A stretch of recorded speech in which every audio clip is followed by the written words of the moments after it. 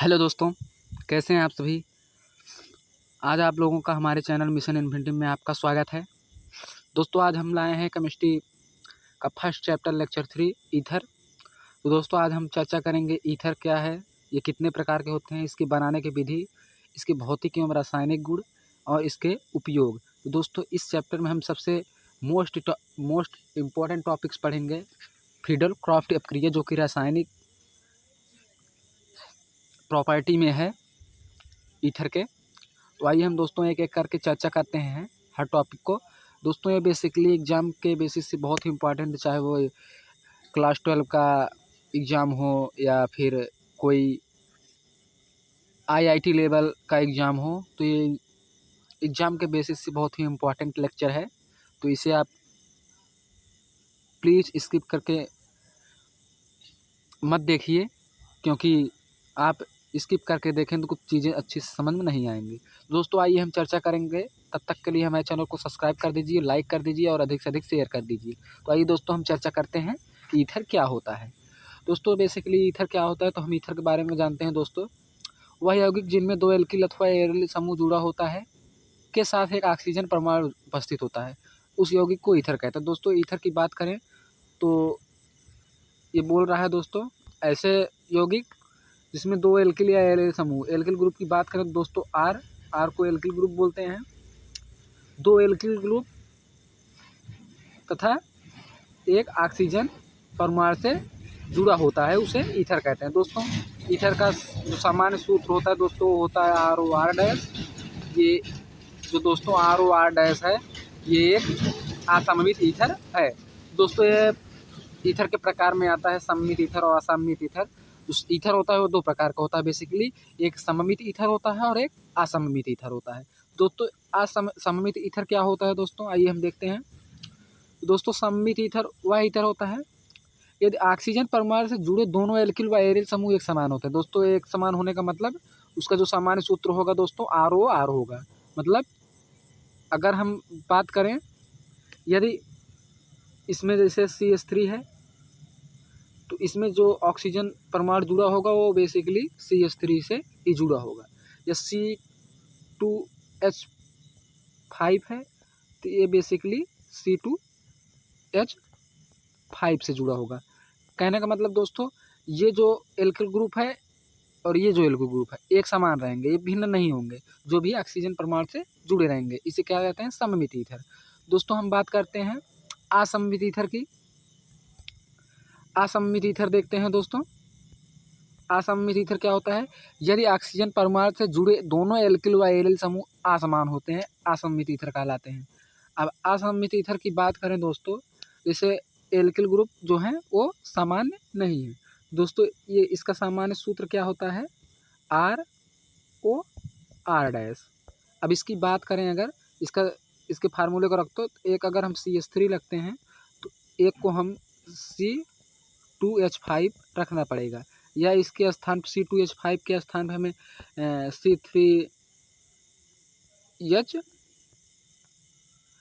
2 दूनी 4 1 5 3 दूनी 6 1 7, ये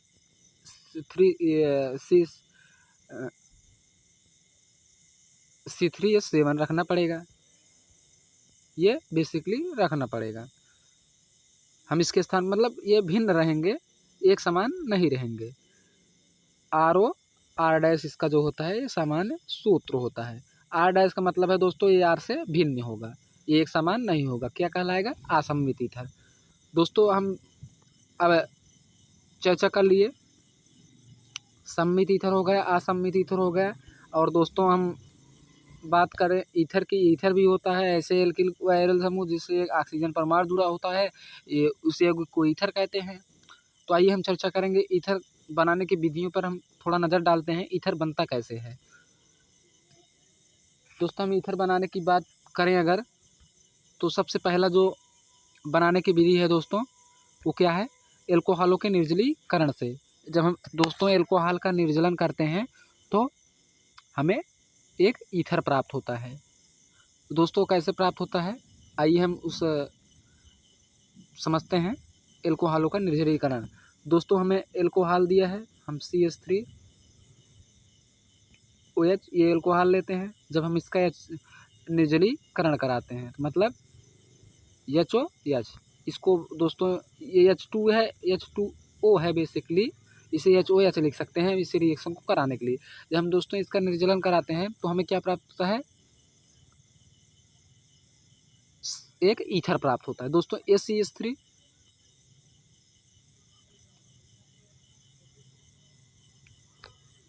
सॉरी दोस्तों, ये जल नहीं रहेगा, ये भी एल्कोहल रहेगा।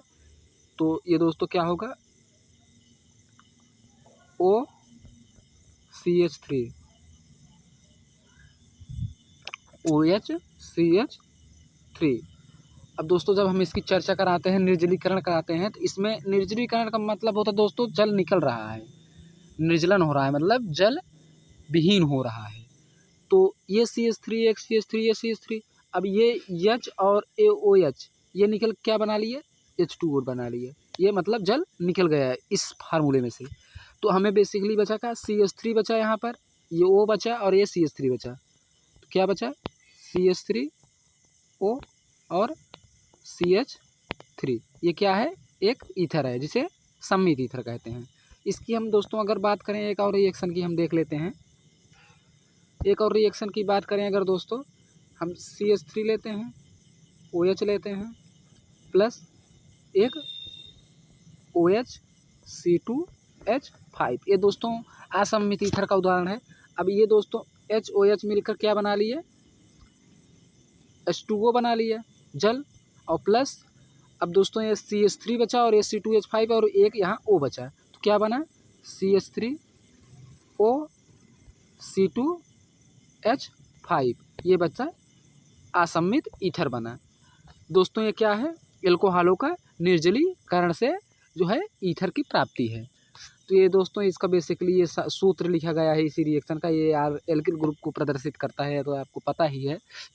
तो आगे हम देखते हैं दोस्तों ईथर और कैसे बनता है, एक और विधि जान लेते हैं। अगली विधि है दोस्तों विलियमसन संश्लेषण। दोस्तों ये मोस्ट इंपॉर्टेंट टॉपिक है, विलियमसन संश्लेषण द्वारा ईथर को कैसे प्राप्त किया जाता है। ये क्वेश्चन लगभग 50% आशा रहता है कि दोस्तों ये क्वेश्चन पूछेगा कि विलियम संश्लेषण द्वारा ईथर की प्राप्ति का पर टिप्पणी डालिए। दोस्तों आइए हम देखते हैं विलियम संश्लेषण द्वारा ईथर की प्राप्ति कैसे की जाती है। तो दोस्तों यह ईथर बनाने की एक प्रयोगशाला विधि है। दोस्तों इस अगर हम बात डालें, अगर आपको एग्जाम में पूछे कि ईथर बनाने की एक प्रयोगशाला विधि पर टिप्पणी डालिए, तो हम विलियम संश्लेषण को लिख सकते हैं आराम से, तो कोई दिक्कत नहीं होगी। दोस्तों यह जो है ईथर बनाने की एक प्रयोगशाला विधि है। इससे सम्मित और असम्मित ईथर दोनों प्राप्त किए जा सकते हैं। दोस्तों अगर ये प्रयोगशाला विधि है बनाने की, तो इससे दोनों प्रकार के ईथर प्राप्त किए जाते हैं, क्योंकि ईथर तो एक होता है लेकिन उसके प्रकार अलग अलग होते हैं, कार्य अलग अलग होता है। तो इससे दोनों प्रकार के ईथर प्राप्त किए जा सकते हैं। इस विधि में हैलो एल्कोन की क्रिया सोडियम एल्कोक्साइड से कराई जाती है, तो ईथर प्राप्त होता है। तो दोस्तों ये सोडियम एल्कोक्साइड क्या होता है, आइए हम देखते हैं सूत्र में। दोस्तों ये एल्किल हाइलाइड है RX। दोस्तों आपको बेसिकली पता होगा एल्किल हाइलाइड RX को रिप्रेजेंट करते हैं। और जब इसका हम दोस्तों सोडियम एल्कोक्साइड से क्रिया कराते हैं, सोडियम एल्कोक्साइड मतलब एक एल्किल ग्रुप रहेगा और सोडियम एल्कोक्साइड जुड़ा रहेगा। दोस्तों आइए हम देखते हैं, तो क्या है, ये है दोस्तों एल्किल हाइलाइड है और प्लस सोडियम एल्कोक्साइड है। ये दोस्तों एथेन मेथेन तो अभी हम नहीं लगा सकते हैं, क्योंकि हमें सोडियम एल्कोक्साइड मतलब RONA, ये सोडियम एथॉक्साइड है, अभी नहीं एथॉक्साइड नहीं सॉरी, ये सोडियम एल्कोक्साइड है। जब हम इसका रिएक्शन कराते हैं तो दोस्तों ये X और ये Na मिल क्या बना लिए, NaCl बना लिए। ये दोस्तों बेसिकली देखिए इस चीज़ को, ये X है हाइलाइड, जिसे क्लोरीन ब्रोमीन आयोडीन स्टाटीन ये हाइलोजन परिवार के तत्व हैं। X का मतलब हाइलाइड और ये Na, ये दोनों मिलकर रिएक्ट करिए NaCl बना लिए, और ये R बचा और ये R और ये O, ये तीनों मिल क्या बना लिए, ईथर बना लिए ROR। यही बेसिकली फार्मूला होता है ईथर का। ये क्या है, एक सममित ईथर है, सममित ईथर है।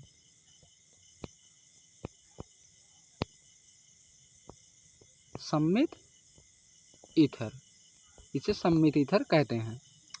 अगर बात करें दोस्तों हम कि अब असममित ईथर कैसे प्राप्त करें दोस्तों। हम क्या लेते हैं, RX लेते हैं प्लस यहाँ पर क्या लेते हैं, R-ON में, ये क्या है, सोडियम एल्कोक्साइड। तो ये NaCl रिएक्शन करेगा सेम प्रोसेस में, क्या बना लाएगा NaCl प्लस ये क्या बनेगा ROR-। दोस्तों इसका फार्मूला क्या होता है, ये क्या होता है, ये होता है असममित ईथर ROR-। अब दोस्तों हम इसका अलग अलग मान रख के इसको हम अलग से प्राप्त कर सकते हैं। अगर हम दोस्तों इसकी नामकरण की बात करें, सॉरी हम नामकरण नहीं बताया, अगर हम नामकरण की बात करें, अगर ये CH3OCH3 इसको क्या बोलेंगे, इसको क्या बोलेंगे हम, तो इसको हम दोस्तों क्या बोलेंगे, डाईमेथिल ईथर, डाईमेथिल ईथर। अगर दोस्तों यही अगर C2H5 हो जाए, ऐसे अगर यही क्या हो जाए C2H5OCH3, इसको क्या बोलेंगे, इसको बोलेंगे दोस्तों methyl ethyl ether, methyl ethyl ether, इसको मेथिल एथिल ईथर बोले, एथिल मेथिल ईथर, सॉरी इसको एथिल मेथिल ईथर बोलेंगे क्योंकि ये पहले आता है अल्फ़ाबेट में, एम बाद में आता है, इसलिए इसे अल्फ़ाबेट के हिसाब से किया है। अल्फ़ाबेट में जिस सबसे पहले आता है उसे पहले नाम लिया जाता है, इसलिए एथिल मेथिल ईथर ये नामकरण हो गया। अब दोस्तों हम अगर बात करें, ये दो विधियाँ बनाने की हो गई दोस्तों, ईथर बनाने की ये दो विधियाँ हो गई। हम अब आगे चर्चा करते हैं दोस्तों ईथर के भौतिक गुण। ईथर के भौतिक गुण क्या हैं, आइए देखते हैं दोस्तों ईथर के भौतिक गुण क्या हैं। दोस्तों ईथर के भौतिक गुण पे अगर हम नज़र डालें तो ईथर जल में अल्प विलेय है, मतलब जल में मतलब बहुत स्लो घुलता है, अल्प विलेय का मतलब बहुत स्लो मतलब घुलता है इसमें, परंतु यह कार्बनिक विलायकों में जैसे क्लोरोफॉर्म बेंजीन आदि में पूर्ण विलेय है। अगर दोस्तों क्लोरोफॉर्म और बेंजीन की बात करें तो इसमें पूर्ण रूप से घुल जाता है, मतलब कुछ भी इसका अंश ईथर का बचता नहीं है, ये क्लोरोफॉर्म बेंजीन में जैसे अकार्बनिक विलायकों में। घनत्व की बात करें दोस्तों, घनत्व बढ़ने के साथ साथ अणुभार बढ़ने के साथ साथ ईथर का घनत्व बढ़ता है, परंतु सभी ईथर का घनत्व 101 से कम होता है। ये टॉपिक नोट करने लायक है दोस्तों, सभी जो ईथर होते हैं उसका घनत्व 1 से कम होता है, लेकिन 1 से कम तक इसका अणुभार बढ़ता है, अणुभार बढ़ने के साथ साथ। ईथर में हाइड्रोजन बंध की उपस्थिति पाई जाती है, इसलिए इसका क्वथनांक एल्कोहल से काफ़ी कम होता है। इसका क्वथनांक एल्कोहल से काफ़ी कम होता है। क्यों होता है, इसमें हाइड्रोजन बॉन्ड पाया जाता है। आगे हम दोस्तों इसकी चर्चा करेंगे कि इसके जो है रासायनिक विधि क्या है। तो चलिए देखते हैं इसकी रासायनिक विधि क्या है, ईथर के रासायनिक विधि। तो हम सबसे पहले दोस्तों ईथर के रासायनिक विधि देखेंगे। ईथर को जल के साथ उबालने पर यह संगत एल्कोहल देता है। अब ईथर हम इस जल के साथ उबालते हैं, चलिए देखते हैं। अब ये ईथर है, अब इसे जल के साथ उबालते हैं। ये HOH क्यों लिख रहे हैं पता है, H2O होता है इसका जल का सूत्र। हम इसे रिएक्शन कराने के लिए HOH लिख सकते हैं आसानी से। तो हमें क्या देता है, संगत एल्कोहल। ये R का रिएक्शन OH के साथ हुआ, क्या बनाया ROH, ये बनाया प्लस ये R' बचा और O बचा, हम इसे ऐसे लिखते हैं, और एक H ये बचा, तो क्या मिला, ये संगत एल्कोहल मिला। अगर इसकी हम वैल्यू रखें, अगर CH3OH रखें और प्लस इसका वैल्यू C2H5OH, तो ये क्या हुआ मेथिल एल्कोहल, ये क्या हुआ एथिल एल्कोहल, संगत एल्कोहल दे रहा है। ये R' है इसलिए इसकी वैल्यू डिफरेंट है। अगर ये R होता तो हम इसकी वैल्यू CH3 ही रखते हैं, लेकिन ये R' है इसका ये C2H5 या C3H7 रखते हैं। तो आइए आगे देखते हैं जो है, और इसका रिएक्शन देखते हैं दोस्तों। दूसरा दोस्तों है नाइट्रोकरण। ये भी मोस्ट इम्पॉर्टेंट रिएक्शन है दोस्तों कि नाइट्रोकरण या नाइट्रीकरण। तो दोस्तों हम इस रिएक्शन में एनिसोल की सांद्र H2SO4 और HNO3 मतलब सल्फ्यूरिक अम्ल और नाइट्रिक अम्ल के साथ क्रिया कराने पर आर्थो तथा पैरा नाइट्रो एनिसोल का मिश्रण प्राप्त होता है। तो दोस्तों चलिए हम एनिसोल से अब प्राप्त करते हैं। अब दोस्तों ये एनिसोल का ये स्ट्रक्चर, इसे एनिसोल कहते हैं। बेंजीन रिंग में एक OCH3 जुड़ा रहता है। अब दोस्तों हम इसका रिएक्शन H2SO4 HNO3 के साथ जब कराते हैं तो हमें क्या प्राप्त होता है, आर्थो नाइट्रो एनिसोल और पैरा नाइट्रो एनिसोल। अगर हम बात करें बेंजीन रिंग में,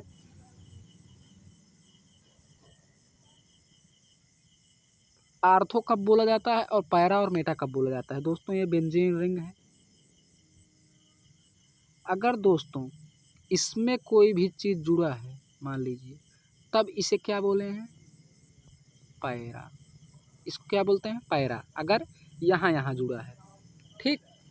अगर इस दोनों साइड कहीं भर जुड़ा है तो इसे क्या बोलते हैं, आर्थो। इसे आर्थो बोला जाता है। अब अगर इस दोनों साइड कहीं भी अगर जुड़ा है तो इसको क्या बोलते हैं, मेटा। इसे मेटा बोलते हैं। तो हमें इस रिएक्शन में दोस्तों क्या कह रहा है कि हमें आर्थो नाइट्रो एनिसोल और पैरा नाइट्रो एनिसोल, तो हमें आर्थो में यहाँ पर NO2 जुड़ा है और पैरा में यहाँ पर NO2 जुड़ा है। ये बेसिकली एनिसोल का स्ट्रक्चर हो गया। NO2 जुड़ा तो नाइट्रो लग गया, पढ़ने का तरीका है। और यहाँ पर पैरा हो गया, ये नीचे की तरफ जुड़ा है, NO2 है, नाइट्रो हो गया। बाकी ये एनिसोल का स्ट्रक्चर है ही। आगे हम दोस्तों मेन इम्पॉर्टेंट टॉपिक देखते हैं, फ्रेडल क्राफ्ट अभिक्रिया। फ्रेडल क्राफ्ट रिएक्शन क्या होता है दोस्तों, ये मोस्ट इम्पॉर्टेंट क्वेश्चन है इस पूरे एल्कोहल, फिनॉल तथा ईथर में। ये सबसे मोस्ट इम्पॉर्टेंट टॉपिक्स है फ्रेडल क्राफ्ट अभिक्रिया। ये सबसे मोस्ट इम्पॉर्टेंट रिएक्शन भी है। तो आइए देखते हैं फ्रेडल क्राफ्ट अभिक्रिया क्या होती है। तो दोस्तों जब एनिसोल की क्रिया एल्किल हाइलाइड्स से निर्जल AlCl3 पर कराते हैं, किस पर, निर्जल AlCl3 पर, तो हमें क्या प्राप्त होता है दोस्तों, ऑर्थोमेथिल एनिसोल और पैरामेथिल एनिसोल। ये क्या है दोस्तों, एनिसोल का फार्मूला है HCH3Cl है। जब इसका दोस्तों हम रिएक्शन कराए तो हमें क्या प्राप्त हुआ, ये CH3 एक बार यहाँ जुड़ा और एक यही CH3 एक बार यहाँ जुड़ा, तो हमें क्या प्राप्त हुआ, ऑर्थोमेथिल एनिसोल और पैरामेथिल एनिसोल, ये दोनों का मिश्रण प्राप्त होता है। तो आगे देखते हैं दोस्तों। आगे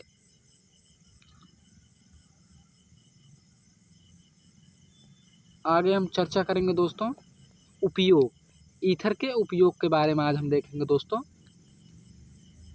ईथर का उपयोग कहाँ कहाँ किया जाता है दोस्तों। ईथर का उपयोग जो है बेसिकली, ईथर का उपयोग वसा, तेल, रेजिन तथा गोंद के निर्माण में विलायक रूप में। विलायक रूप मतलब दोस्तों इसमें जो पदार्थ घोलने पर ये गोंद या तेल या कुछ भी बनता है उसमें विलायक काम करता है, मतलब इसी ईथर में घुलता है। जैसे पानी में रस बनाने के लिए क्या करते हैं, चीनी को पानी में घोलते हैं, तो पानी क्या है, विलायक है। तो वैसे ईथर क्या है, एक विलायक है।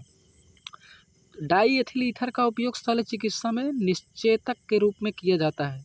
ये दोस्तों डाई एथिल ईथर जो होता है, जिसे संबित ईथर भी कहते हैं, इसका उपयोग शल्य चिकित्सा में निश्चेतक के रूप में किया जाता है। दोस्तों आई होप को आपको समझ में आया होगा ईथर क्या है, ईथर के प्रकार कितने हैं, इनके बनाने के विधियाँ तथा इनके उपयोग, भौतिक एवं रासायनिक गुण आसानी से समझ में आया होगा दोस्तों। तो आज के लिए इतना ही दोस्तों। हमारे चैनल को सब्सक्राइब करिए और बेल आइकन को प्रेस करें ताकि जब भी हम वीडियो अपलोड करें तो हमारा वीडियो आपके पास सबसे पहले पहुँचे। जय हिंद दोस्तों।